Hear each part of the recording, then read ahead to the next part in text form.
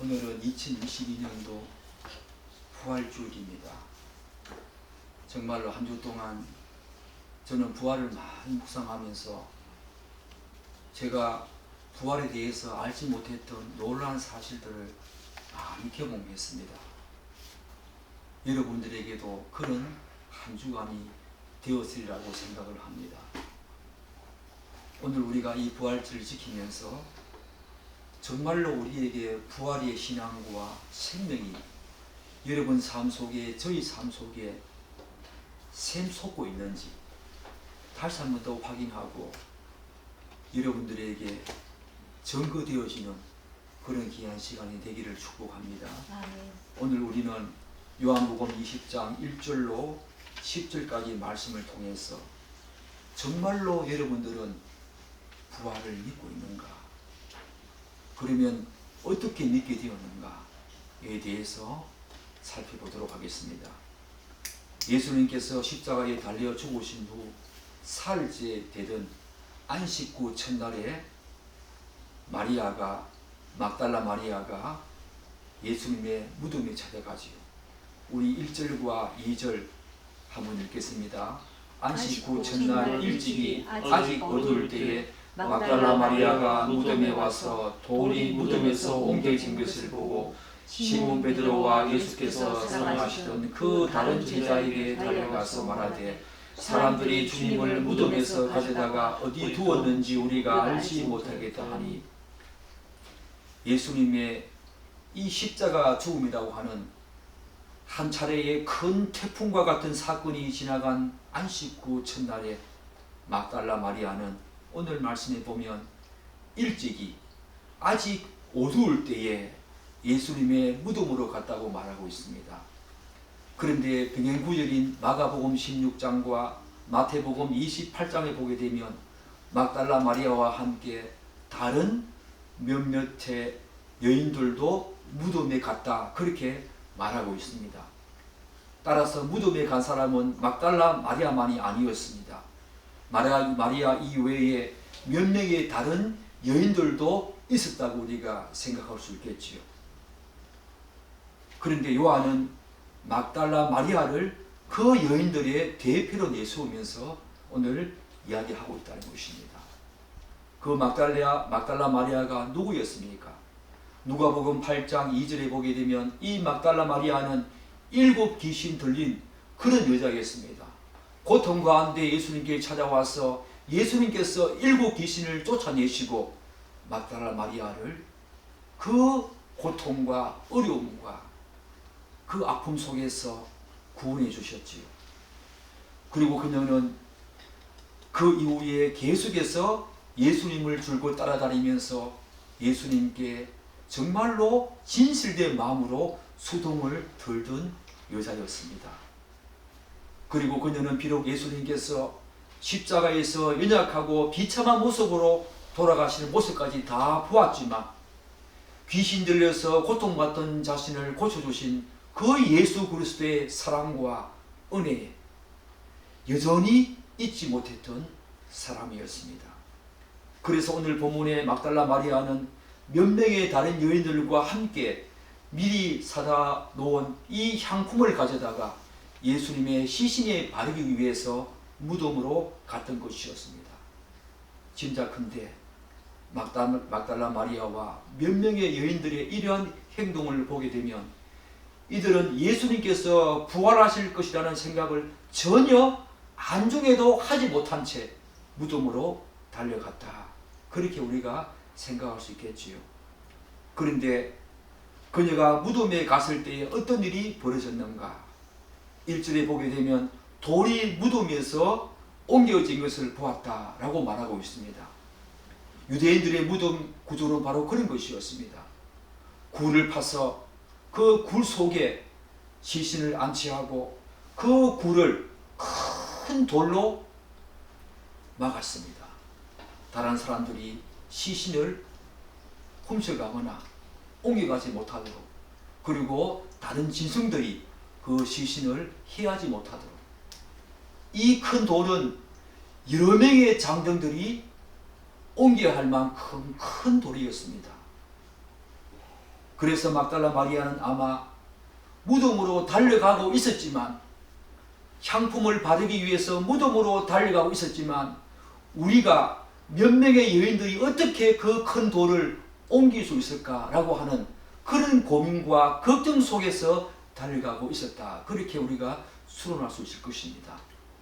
그런데 이미 돌이 무덤에서 옮겨진 것을 보게 되었으니 그녀에게 찾아온 이 황당함과 충격적인 상황, 우리가 짐작이 되겠습니까?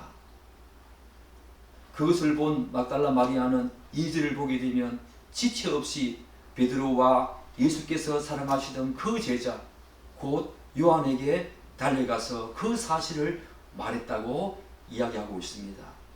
그런데 막달라 마리아가 두 사람에게 무슨 말을 했습니까? 사람들이 주님을 무덤에서 가져다가 어디 두었는지 우리가 알지 못하겠다. 이게 우리가 라고 나오니까 막달라 마리아와 함께 여러 명이 있었다라고 알 수가 있겠지요. 우리가 그 사실을 알지 못하겠다라고 말하고 있습니다. 우리는 막달라 마리아의 이 말에서 약간 이상한 점을 발견하게 되었습니다. 사랑하는 여러분, 무엇인지 아시겠습니까? 그것은 막달라 마리아가 무덤에 돌이 옮겨진 것만을 보고 단정적으로 사람들이 예수님의 시신을 가져갔다고 말하고 있다는 것입니다. 그녀의 말에는 치명적인 모순이 있지요. 그것은 그녀는 무덤에 돌이 옮겨진 것만 보았지 무덤 안에 있던 예수님의 시신의 유무는 확인하지 않았습니다. 단지 무덤이 옮겨진 것만을 보고 다른 사람들이 예수님의 시신을 옮겨갔다, 그렇게 당연적으로 확정적으로 말하고 있다는 것입니다. 무덤 속에 들어있던 예수님의 시신 유무는 이 막달라 마리아가 아직까지 확인하지 않았던 것입니다. 따라서 우리는 이 같은 말과 행동에서 어떤 사건에 대한 이 막달라 마리아의 성급한 확대 해석과 자기중심적인 생각을 보게 되었습니다. 여러분들 그렇지 않습니까? 여러분 삶 속에 수없이 찾아오는 그 많은 사건과 사고 속에, 그런 수많은 일들 속에 하나님의 역사를 알지 못한 채 내 짧은 시각으로 자기중심적인 생각과 확대 해석을 하면서 하나님의 역사를 얼마나 많이 오해했는가, 여러분 한번 돌아보십시오. 저는 그런 경우가 굉장히 많다는 것입니다. 내 짧은 시각으로 하나님의 섭리와 예정 가운데 들어있는 우리의 삶을 제대로 우리가 확인하지도 않은 채 단정적으로 어떤 사건을 두고 확대 해석하고 자기중심적으로 생각을 하면서 그 사건을 바라보았던 적이 얼마나 많던가. 오늘 막달라 마리아가 그렇게 하고 있다는 것입니다.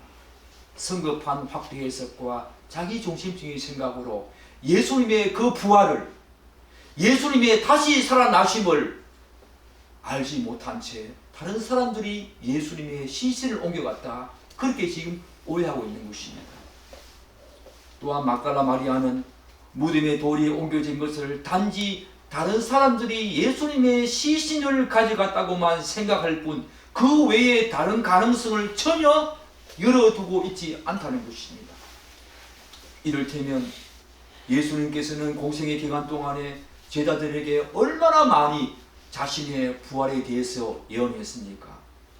아마 예수님께서 제자들에게 여러 차례 언급한 부활 예언을 예수님의 최측근에서 섬기던 마리아도 들었을 것입니다. 그럼에도 불구하고 단지 무덤에 돌이 옮겨진 것을 바라보면서 예수님의 시신을 다른 사람들이 훔쳐갔다, 가져갔다라고 단정적으로 확정적으로 말하고 있는 이 마리아의, 막달라 마리아의 불신앙과 또한 믿음 없음을 한번 보십시오. 그것이 바로 여러분과 저의 본성이라는 것입니다. 저는 지금 예수님의 무덤에 돌이 옮겨진 것을 보고 다른 사람들이 예수님의 시신을 가져갔을 것이라고 말하는 이 막달라 마리아의 불신앙과 믿음 없음을 비판하거나 정죄하거나 탓할 생각이 전혀 없습니다. 그러나 한 가지 분명히 짚고 넘어가고자 하는 것은 예수 그리스도의 부활과 관련한 이 막달라 마리아의 이러한 불신앙적인 모습이 바로 당시 제자들을 비롯한 수많은 사람들이 예수님의 부활을 바라보는 보편적인 반응이었다는 것입니다. 바로 여러분과 저가 그랬다는 것입니다. 예수님을 믿기 전에는 그랬다는 것입니다. 지금도 예수 그리스도를 믿지 않는 많은 사람들은 예수님의 부활을 도저히 용납할 수 없는, 도저히 소용할 수 없는 거짓으로 알고 있다는 것입니다. 바로 여러분과 제가 그랬던 것입니다. 그만큼 예수님의 이 부활은 인간적인 경험 세계 속에서는 있을 수 없는 그런 초자연적인 사건이었기 때문에 예수님의 제자들조차도 받아들이기가 힘들었던 것입니다. 비록 예수님께서 여러 차례 자신의 부활에 대해서 예언하셨지만 제자들조차도 받아들이기 힘든, 그리고 최측근에서 예수님을 수동 들고 섬기던 막달라 마리아도 받아들이기 힘든 그런 사건이었던 것입니다. 그러므로 묻습니다. 여러분은 정말 예수 그리스도의 부활을 믿고 있습니까? 억지로 믿는 것이 아니라, 그리고 믿어야지 라고 하면서 자신을 쇠뇌시키는 것이 아니라, 사도신경을 수없이 되뇌이면서 믿는 것이 아니라 정말 그분의 부활을 믿고 있는가 여러분에게 묻는 것입니다. 여러분, 다시 한번 묻습니다. 여러분은 정말로 예수 그리스도의 부활을 믿고 있습니까? 만일 여러분들이 예수님의 부활을 진실로 믿는다면 그것은 정말로 대단하고 경이롭고 복된 믿음입니다. 우리가 오늘 살펴보지 않았지만 요한복음 20장 29절에서는 도마에게 이런 말씀을 하시지요. 예수께서 이르시되 너는 나를 본고로 믿느냐? 보지 못하고 믿는 자들은 참으로 복되다. 여러분들은 제가 예수 그리스도의 부활을 보지 않고 믿는다면 예수님께서 말씀하고 있는 것처럼 여러분과 저는 참으로 복되고 경이로운 그런 사람인 것입니다. 그러나 여러분 감사하십시오. 여러분 정말로 고마우십시오.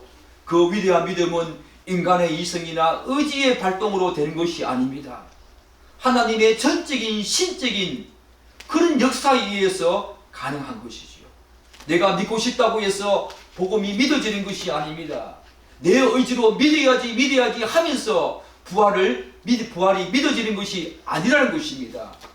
그것은 하나님의 전적이고 신적인 역사에 의해서만 가능한 내 안에 계시는 성령님의 증거하심으로, 성령님의 깨닫게 하심으로 가능한 것입니다. 그러므로 여러분이 정말로 예수 그리스도의 부활을 믿는다면 정말로 하나님께 감사하십시오. 내 안에 계시는 성령님의 증거라는 것을 믿으십시오. 한편 막달라 마리아의 말을 들은 이 베드로와 요한은 어떻게 합니까? 곧바로 무덤으로 달려갑니다. 그리고 같이 다름질을 했지만 무덤에는 요한이 먼저 도착했습니다. 여러 가지 이유가 있겠지요. 요한이 베드로보다 달리기가 빨랐던 것입니다. 혹은 요한이 베드로보다 젊었다고 할 수 있지요. 혹은 요한은 예수 그리스도부터 사랑받는 제자였습니다. 그 열정과 정열이 더 뛰어날 가능성이 있었겠지요. 여하튼 요한이 먼저 무덤에 도착했습니다. 그러나 요한은 무덤 속으로 들어가지는 않고 그냥 구부려서 무덤 속에 세마포가 놓인 곳만 보았습니다. 무서웠을까요? 아니면 베드로와 함께 들어가려고 했을까요? 아니면 또 다른 이유가 있었을까요?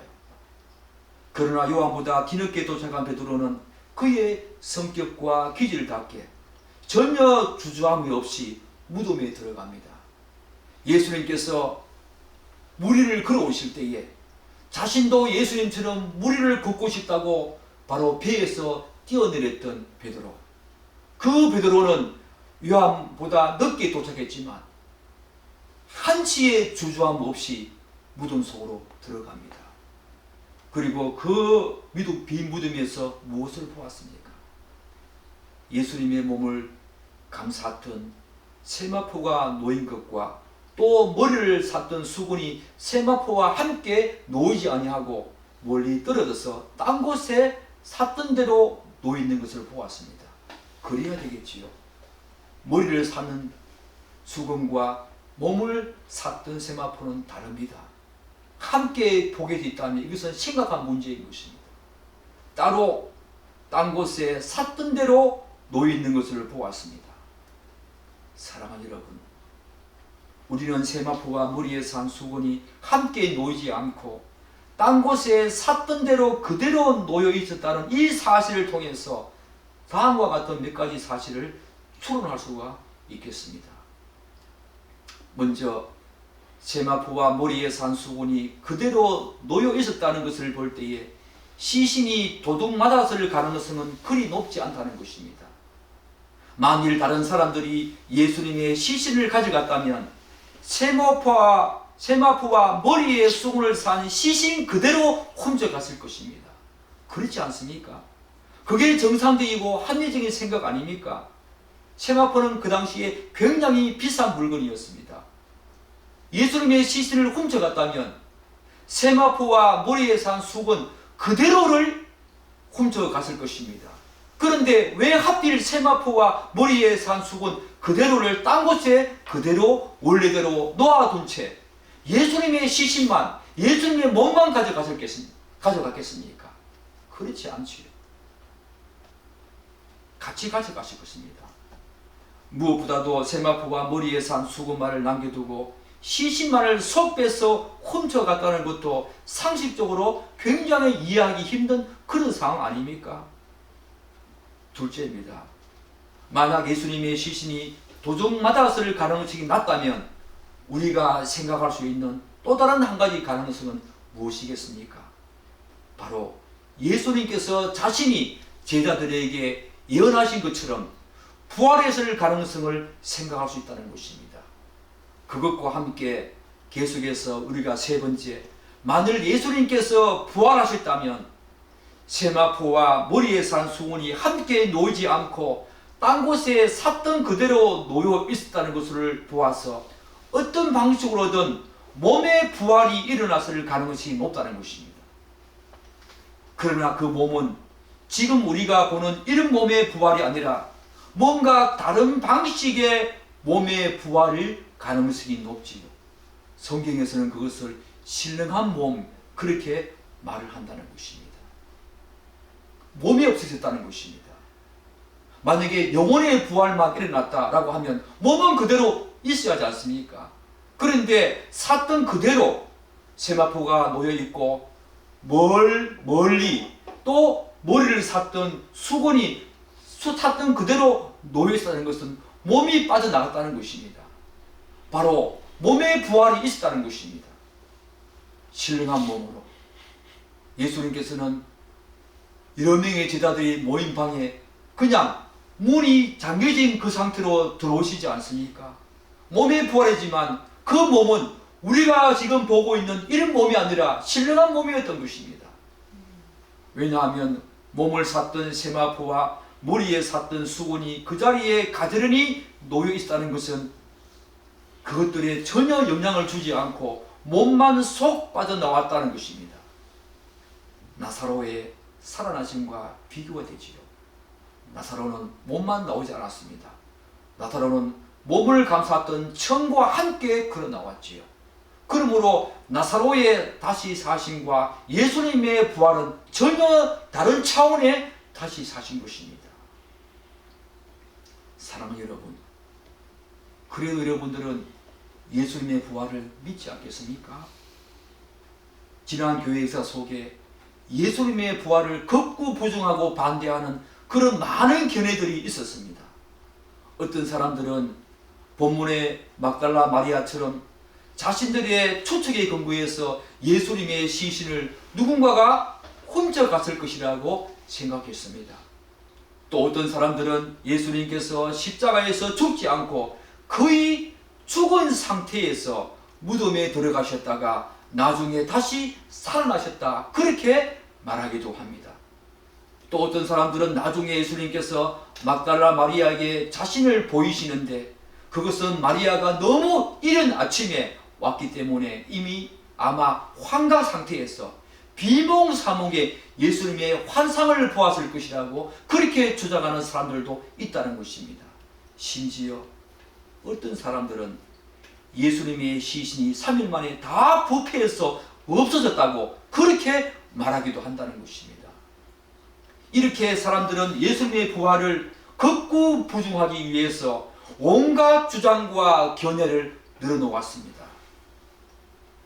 그렇다면 무덤에 들어가서 예수님의 시신을 샀던 세마포와 머리에 산 수건을 직접 본 베드로와 요한은 어떤 반응을 보이고 있는가? 우리 8절과 9절을 한번 읽어보겠습니다. 8절에서 10절까지 읽어보겠습니다. 그때에 무덤에 먼저 갔던 그 다른 제자도 들어가 보고 믿더라. 그들은 성경에 그가 죽은 자 가운데서 다시 살아나야 하리라 하신 말씀을 아직 알지 못하더라. 이에 두 제자가 자기들의 집으로 돌아가니라. 방금 읽었던 8절을 보면은 그때야 무덤에 먼저 갔던 그 다른 제자 곧 요한이 들어가 보고 믿더라 라고 말하고 있습니다. 여러분들은 이 부분을 쉽게 그냥 지나쳤을 것입니다. 보고 믿더라, 요한이 보고 믿었더라, 이 말이 뭘까? 학자들 사이에 여기 요한이 들어가서 보고 믿더라 라는 이 부분에 대한 해석이 분분합니다. 크게 두 가지로 나누어지지요. 바로 그 믿음의 대상, 무엇을 믿었는가 라고 하는 차원에서 두 가지 의견으로 나누어진다는 것입니다. 어떤 학자들은 본문에서 요한이 구체적으로 무엇을 믿었는지 언급하고 있지 않지만 요한이 바로 예수 그리스도의 부활을 믿었다고 주장합니다. 대표적인 학자로 칼빈과 메이어와 버나드 등이지요. 또 예수님의 부활을 믿었다고 주장하는 사람들은 이 복음서에서 믿다라고 하는 이 말은 진정한 신앙을 의미할 때 사용되었다, 그렇게 말하면서 아마 요한이 여기서 믿었다는 것은 예수 그리스도의 부활을 믿었을 것이라 그렇게 생각을 한다는 것입니다. 반면에 어떤 학자들은 요한이 막달라 마리아가 한 말, 곧 예수님의 무덤에 돌이 옮겨진 것을 보고 다른 사람들이 예수님의 시신을 가져갔다고 한 그 사실을 믿었다라고 주장합니다. 이들은 여기 믿다라는 동사를 반드시 하나님이나 혹은 예수 그리스도를 믿는 데만 사용된 것이 아니라 다른 사람이나 사물, 그런 것에 대한 단순한 확신에도 사용되었음을 유념할 필요가 있다고 하면서 바로 막달라 마리아가 한 말, 예수님의 시신을 다른 사람들이 훔쳐갔다라고 하는 그 사실을 믿었다고 말을 한다는 것입니다. 대표적으로 브라운과 바우어 등입니다. 묻겠습니다. 여러분들은 어떻게 생각하십니까? 요한이 보고 믿더라, 이 말을 예수 그리스도의 부활을 보고 믿었는가?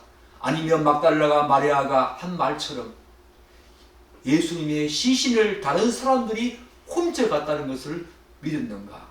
여러분들은 어떻게 생각하십니까? 여러분들은 이 구절을 읽으면서 이 부분들을 질문해 보았습니까? 무엇을 믿었는지. 저는 후자의 생각에 약간 더 동의하는 편입니다. 예수 그리스도의 부활이 아니라 단지 막달라 마리아가 한 그 말을 믿었다. 왜냐하면 구절을 보십시오. 우리 구절 함께 한번 더 읽겠습니다. 그들은 성경에 그가 죽은 자 가운데서 다시 살아나야 하리라 하신 말씀을 아직 알지 못하더라. 만일 요한이 예수 그리스도의 부활을 믿었다면 요한복음의 저자인 요한 자신이 굳이 이 말을 덧붙일 이유가 있었을까라고 하는 의문점을 저는 가져본다는 것입니다. 무엇보다도 요한이 예수 그리스도의 부활을 믿었다면 베드로와 막달라 마리아 그리고 다른 제자들에게 예수님의 부활에 대한 자신의 믿음과 확신을 증거했을 것입니다. 그런데 10절을 보십시오. 이에 두 제자가 자기들의 집으로 돌아가니라 라고 기록하고 있지 않습니까? 그냥 집으로 돌아갔다는 것입니다. 만약에 예수 그리스도의 부활을 믿었다면 아마 요한은 제자들이 모여 있는 그 방에 가서 자신이 예수 그리스도의 부활을 보았다고, 그것을 믿는다고 증거했을 것입니다. 그리고 막달라 마리아에게도 그 사실을 증거했을 것입니다. 막달라 마리아가 가서 너가 본 그것이 사실이 아니다. 다른 사람이 시신을 옮겨간 것이 아니라, 다른 사람들이 시신을 훔쳐간 것이 아니라 예수 그리스도께서 그분이 살아생전에 우리에게 하신 부활 예언을 그분이 성취하신 것이다 라고 증거해야 그게 올바르지 않겠습니까? 그런데 10절을 보게 되면 이에 두 제자가 자기 집으로 돌아갔다라고 말하고 있지 않습니까? 따라서 보고 믿더라 라고 하는 이 구절을 우리가 아무리 긍정적으로 봐준다고 해도 요한은 예수 그리스도의 부활을 어렴풋이 생각하거나 상상만 하고 있었을 뿐 결코 그것을 완전히 믿거나 확신하지는 못했다는 것입니다. 사랑하는 여러분, 여러분들도 그렇지 않습니까? 막연히 예수 그리스도가 부활했을 것이다, 그렇게 생각하고 있지 않냔 말입니다. 정말 그것을 확신하면서 정말 그것을 완전한 자기의 믿음으로 소유하고 지니고 있는 것이 아니라 막연히 그렇게 다른 사람들이 말하니까, 성경이 그렇게 말을 하니까 막연히 그럴 것이다 라고 생각하고 있지 않냐 그 말입니다. 요한의 이 반응을 우리가 아무리 긍정적으로 봐준다고 해도 요한이 이 예수 그리스도의 부활을 확실히 믿었다, 그렇게 저는 생각하지 않는다는 것입니다. 이러한 맥락에서 우리는 한 가지 중요한 사실을 짚고 넘어가야 할 필요성이 있다는 것입니다. 우리 9절 다시 한번 더 읽겠습니다. 그들은 성경에 그가 죽은 자 가운데서 다시 살아나야 하리라 하신 말씀을 아직 알지 못하더라. 9절을 보게 되면 요한은 자신을 비롯한 베드로가 성경에 기록된 예수님의 부활에 대해서 아직 알지 못하더라, 곧 이해하지 못했다라고 기록하고 있습니다. 요한이 말하는 성경은 복음서가 쓰여질 당시에 유대인들이 사용했던 구약을 말하겠지요. 구약에 예언된, 구약의 수많은 선지자들이 예언한 그 예수 그리스도의 부활을 아직도 이해하지 못했고 알지 못했다, 그렇게 지금 요한이 기록하고 있다는 것입니다. 우리는 예수님 당시 유대인들 중에 사도계파 이 사람들은 부활을 믿지 않았다는 것을 알고 있습니다. 많이 들었지요. 그러나 일반적으로 유대인들은 부활을 믿고 있었습니다. 그렇다면 그들이 믿고 있었던 부활은 무엇이었을까? 분명히 그들이 부활을 믿고 있었는데 왜 예수 그리스도의 부활을 그들은 믿지 못했을까라고 하는 의문점을 여러분들은 던져보아야 합니다. 단순히 그들의 신앙의 믿음의 없음, 맞죠? 예수님께서 믿음 없음을 그들에게 질책하시는 모습을 우리는 후에서 볼 수 있지 않습니까? 그럼에도 불구하고 우리는 왜 그렇다면 그들이 믿고 있었던 부활은 무엇일까라고 하는 이 사실에 한 가지 의문점을 던져봐야 합니다. 요한복음 11장에는 나사로의 다시 살아나심이 증거되어 있지요. 요한복음 11장 23절과 24절에서 이렇게 말하고 있습니다. 예수께서 이르시되 내 오라비가 다시 살아나리라. 마르다가 이르되 마지막 날 부활 때에는 다시 살아날 줄을 내가 믿나이다. 마르다가 믿고 있었던 부활, 그 당시에 유대인들이 믿고 있었던 부활은 바로 이런 부활이었습니다. 유대인들이 믿었던 부활은 예수님의 재림, 곧 마지막 최종 심판 때 있을 부활이었습니다. 유대인들은 마지막 날의 부활에 대해서는 믿었지만 이 땅에서 완전히 죽고 다시 살아나는 예수님의 부활 같은 그런 부활에 대해서는 전혀 생각하지 못했던 것입니다. 그래서 예수님께서 제자들에게 자신이 십자가에 달려 죽으실 것과 그리고 사흘 만에 다시 살아날 것을 여러 차례 언급했지만 이들은 도저히 이해할 수가 없었던 것입니다. 그들은 마지막 날 있을 최후 부활만 생각하고 있었기 때문에 그들이 가지고 있었던 이 부활관으로 예수님께서 말씀하신 이 부활을 한번 해석해 보면은 예수님께서 죽으시고 3일 만에 마지막 날이 온다는 것이기 때문에 이들은 도저히 그 사실을 받아들일 수가 없었던 것입니다. 그들이 가지고 있었던 이 부활관과 예수님이 사흘 만에 다시 살아나리라 라고 하는 이 부활을 한번 느껴서 보면은 예수님이 사흘 만에 다시 살아나실 때에 그때 최종 부활이 있을 것이다, 마지막 날이 있을 것이다 라고 해석을 해야 하기 때문에 그 사실을 이들은 도저히 받아들일 수가 없었던 것입니다. 그렇게 마지막 날이 일찍 올까? 그래서 도마는 모든 제자들이 부활하신 예수님을 보았다고 계속 말했음에도 불구하고 요한복음에 증거하고 있지요. 도마를 제외한, 또한 가룟 유다를 제외한 10명의 제자들이 예수님께서 부활하신 모습으로 자신들에게 증거한 모습을 그들은 보았습니다. 그래서 도마가 없을 때였지요. 그래서 도마에게 예수님의 부활을 증거했습니다. 한 번이 아니었습니다. 그 말했다는 말은 계속해서 말을 했다는 것입니다. 그런데 도마는 믿지 않았다는 것입니다. 어떻게 그가 말합니까? 그의 손의 못자국을 보며 내 손가락을 그 못자국에 넣으며 내 손을 그 옆구리에 넣어보지 않고는 믿지 않겠노라 라고 말한 것입니다. 우리는 생각해 보아야 합니다. 부활에 대한 분명한 증거를 자신에게 보여주면은 믿기노라고 말하는 어떤 사람들의 말처럼 정말 그런 증거를 보여주면 예수님의 부활을 믿을 수 있겠습니까? 저는 그렇지 않다고 생각합니다. 사람들이 믿지 않는 것은 일반적으로 증거가 부족해서가 아니라 대부분이 그들이 믿으려고 하지 않기 때문에 믿지 않는 것입니다. 성경은 연역법입니다. 성경은 기납법이 아닙니다. 우리가 믿음의 눈으로 모든 성경의 증거들을 바라보면 그 사실들 하나하나가 다 의미가 있고 가치가 있지만 그 수많은 증거들이 모여서 예수의 부활이 있었다라고 하는 기납법적인 내용으로 성경은 기술하고 있지 않다는 것입니다. 성경은 그런 식으로 우리에게 믿음을 요구하고 있지 않습니다. 성경은 연역법입니다. 우리가 믿음의 눈으로 바라볼 때에 수많은 성경의 증거들과 사실들이 믿음의 눈으로 바라볼 때만 가치가 있고 의미가 있고 그 모든 것들이 퍼즐처럼 이렇게 아름답게 조합이 되어진다는 것입니다. 수많은 증거들을 제시한다고 해서 믿는 것이 아닙니다. 그렇기 때문에 부활과 복음을 믿지 않는 사람들은 증거가 부족해서가 아니라 그들이 보지 못해서가 아니라 과학적인 증거와 사실이 부족해서가 아니라 그들이 믿지 않으려고 하기 때문에 믿지 않는다는 것입니다. 정말 중요한 것은 증거의 유무가 아니라 믿으려고 하는가 그렇지 않는가입니다.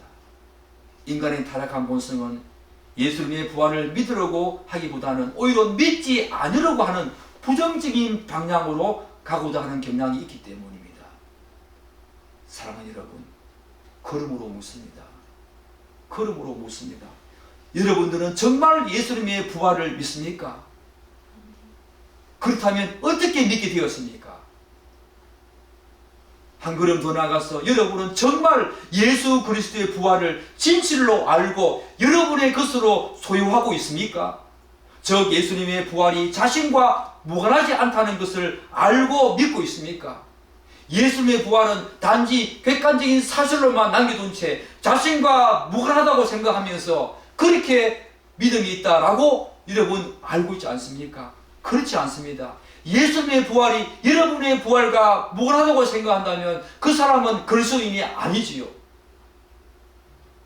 성경은 예수 그리스도께서 부활의 첫 열매가 되셨다고 말합니다. 이 말은 그 후에 수많은 부활의 열매가 맺혀질 것이라고 하는 말이지요. 누구에게?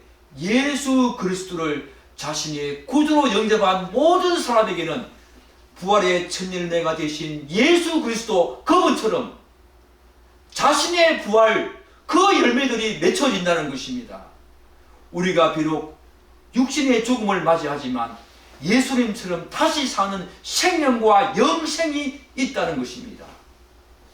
예수님의 십자가가 우리의 죄사함과 관련된다면 예수님의 그 부활은 그 죄사함으로 인한 구원의 확정과 그것을 넘어서는 곧 사망과 죽음을 이기는 생명을 말한다는 것입니다. 그래서 예수님의 부활은 우리도 예수님처럼 우리에게 가장 심각한 원수인 이 사망과 죽음을 극복하고 정복할 것을 말해준다는 것입니다. 예수님의 부활이 바로 그것을 드러내고 증거한다는 것입니다.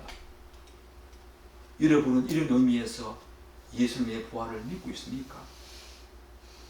교리적인 차원의 지식이 아니라 자신의 부활을 바라보면서 그 부활 안에서 현재를 지금 살고 있냐는 것입니다. 부활은 우리에게 전혀 다른 현재의 삶을 요구하고 있고 현재의 삶을 살아내도록 하는 능력과 생명입니다. 우리의 삶이 없는 이유가 무엇이겠습니까? 제가 여러분에게 설교할 때마다 수많은 질문을 던질 때마다 왜 우리에게 삶이 없는가? 그래서 세상 사람들로부터 왜 이렇게 수많은 질책과 비난과 손가락질을 당하는가? 여러 번 묻지 않았습니까? 수많은 이유들이 있을 것입니다. 그런데 이 부활과 관련되는 이 부활의 소망이 현재적인 삶으로 이어지지 못하기 때문입니다. 부활의 그 생명이 현재적으로 자신을 샘솟게 하고 역동적으로 작용하는 그런 능력이 없기 때문입니다. 부활의 능력이 우리 안에서 작용하지 않기 때문입니다. 그런 사람은 부활을 믿지 않는 것과 다름이 없지요. 부활을 믿지 않기 때문입니다. 자신의 그 예수님의 그 부활이 자신의 부활로 믿어지지 않기 때문입니다. 예수를 믿어도 세상 사람들과 똑같이 생각하고 똑같이 보며 눈에 보이는 것이 전부라고 생각한다면 그 사람은 아직도 기독교를 모르는 사람이지요. 또 묻습니다. 여러분들은 예수님의 부활과 그리고 여러분에게 있을 부활이 자신에게 정말로 경이롭고 매력적이며 가슴 떨리게 하는 놀라운 사건이 되고 있습니까? 내가 어떤 시험에 합격한 것보다 못한 그런 사건입니까? 내가 집을 사고 자동차를 사고 대학 입시에 성공한 그 사건보다 그 일보다 못한 것입니까? 그렇다면 여러분들은 아직까지 예수를 모릅니다. 예수 그리스도의 부활을 믿지 않는 사람입니다. 그렇다면 여러분은 정말로 기독교를 잘못 믿는 것입니다. 그 사람은 기독교를 아는 것이 아닙니다. 기독교는 십자가에서 성취된 대속적인 그 죄, 그리고 부활을 통해서 사망과 죽음을 이기신 새로운 생명을 말하지요. 여러분은 어떻습니까? 이 부활 사건이 여러분에게 매력적으로 다가오지 않습니까? 여러분에게 경이롭고 놀라운 사건으로 다가오지 않습니까? 그렇다면 여러분들은 아직까지 기독교를 모르는 사람입니다. 아직까지 부활 사건, 이 부활의 복음을 여러분의 것으로 소유하거나 알고 있는 사람이 아니라는 것입니다. 따라서 예수님의 부활은 우리의 현재적인 삶과 미래의 삶, 그리고 우리의 모든 존재에 대해서 전혀 새로운 시각과 관점으로 보게 하는데, 그렇지 않다면 여러분들은 아직까지 기독교를 모르고 있다는 것입니다. 사랑하는 여러분, 혹시라도 여러분 중에 예수님의 부활을 믿지 않는다면 그 사람은 아무리 많은 신앙적인 체험이 있다고 하더라도, 그리고 아무리 다른 사람들이 인정할 만한 탁월한 신앙과 열심, 이 산을 들어서 저 산으로 옮길 만한 그런 믿음이 있다고 하더라도 아직 그리스도를 믿지 않는 것이며 참된 신자가 아닙니다. 부활신앙이 없다면, 부활이 믿어지지 않는다면 여러분은 정말 예수 그리스도의 부활을 믿습니까? 그리고 여러분들도 예수님처럼 완전한 몸의 부활로 다시 사는 것을 믿습니까? 그렇다면 만일 여러분이 예수 그리스도의 부활을 믿는다면 어떻게 믿게 되었습니까? 어떻게 믿게 되었습니까? 바로 말씀이죠. 9절 다시 한번 더 읽겠습니다. 굉장히 중요한 구절입니다. 그들은 성경에 그가 죽은 자 가운데서 다시 살아나라 하리라 하신 말씀을 아직 알지 못하더라. 성경이 우리에게 말하고 있는 이 증거들, 우리는 지금 부활한 예수님을 볼 수 없습니다. 그분이 우리에게 나타나셔서 보여줄 수 없습니다. 우리가 부활을 믿는다면 어떻게 믿게 되겠습니까? 바로 성경에 그가 죽은 자 가운데서 다시 살아나셨다라고 증거하고 있기 때문입니다.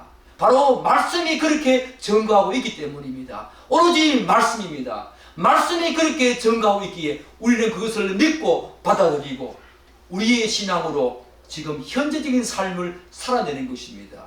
부활의 생명을 가지고 현재의 삶을 살아내는 것입니다. 어떤 어려움과 고난이 있다 하더라도 다시 예수님처럼 육신적인 죽음이 있다 하더라도 그런 죽음 속에 우리가 현재적으로 서 있다 하더라도 다시 살아나는 생명이 있음을 믿고 현재를 사는 것입니다. 그 생명은 우리에게 닥쳐오는 수많은 고난과 어려움 가운데서도 1세기 초대 교인들이 바로 예수님의 그 부활을 믿으면서 순교의 길을 갔던 것처럼 오늘 우리에게 다가오는 수많은 어려움들과 고난 속에서도 부활의 생명이 현재의 삶을 우리에게 가능하도록 하고 현재의 삶을 힘있게 살아내는 근원이고 근거가 되는 것입니다. 기독교는 말씀에 근거한 철저한 역사성에 근거한 종교입니다. 바로 시공간을 초월하는 하나님이 친히 이 땅에 오셔서 육신을 입고 오셔서 역사 속에서 십자가에 달려 죽으시고 다시 살아나신 것을 말하는 종교입니다. 기독교는 철저한 역사적인 사실에 근거한 종교입니다. 여러분 묻습니다. 여러분은 부활을 믿습니까? 어떻게 믿게 되었습니까? 바로 말씀이어야 합니다. 어떤 체험이 아니라 말씀이어야 한다는 것입니다. 말씀이 그렇게 증거하고 있기 때문에 우리는 예수 그리스도의 부활이 나의 부활이요. 우리도 장차 예수님처럼 이 땅에서 육신의 죽음을 맞이하겠지만 영원한 생명 가운데 이미 들어와 있는 우리는 예수의 마지막 재림 때 최종적인 심판이 있을 때에 생명의 부활로 나올 줄 믿습니다. 이 생명의 부활을 여러분 소유하고 아시고 그렇게 살아가는 여러분의 일평생이 되기를 간절히 축복합니다. 기도하겠습니다.